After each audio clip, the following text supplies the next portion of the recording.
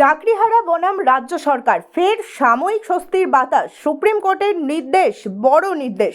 রাজ্য সরকারের দাবি কিছুটা হলেও আজ বৃহস্পতিবার সুপ্রিম কোর্টে পেল অনুমতি।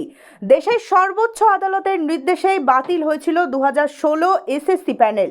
তারপর থেকেই রাজ্য জুড়ে শোরগোল, যাতে আজ খানিকটা হলেও স্বস্তি পেল চাকরিহারা শিক্ষক শিক্ষিকারা। তবে ভাগ্য একই অন্ধকারেই রইল গ্রুপ সি ও বি কর্মচারীদের। 31 ডিসেম্বর পর্যন্ত পুনরায় শিক্ষকতা করার অনুমতি পেলেন সদ্য চাকরি হারানো শিক্ষক শিক্ষিকারা। অর্থাৎ রাজ্য সরকারের আবেদন মতোই সায় দিল সুপ্রিম কোর্ট। তবে এক্ষেত্রে কিছুতেই আর চাকরিতে ফেরানো সম্ভব হবে না গ্রুপ বি বা সি কর্মচারীদের।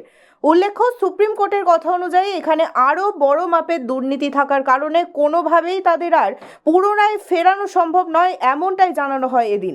অপরদিকে বুক বাঁধা আশা নিয়ে এদিনেও সুপ্রিম কোর্টের দিকে সকাল থেকেই তাকিয়ে বসে থাকতে দেখা গেল চাকরিহারাদের। গত কয়েকদিনের মতো আজও সকাল থেকেই হাতে প্ল্যাকার্ড নিয়ে বসেছিলেন তারা। পুনরায় সুপ্রিম কোর্টকে পদক্ষেপ দ্রুত নেওয়ার জন্য অনুরোধ করা হয় রাজ্য সরকারের তরফ থেকে।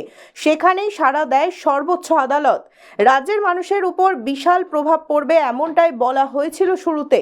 West Bengal board of secondary education এসএসসির তরফ থেকে অনুরোধ করা হয় শুরুতেই।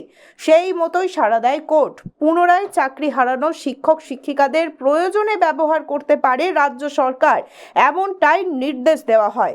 অর্থাৎ মুখ্যমন্ত্রীর কথা মতোই এবারে নির্দেশ দেওয়া হলো।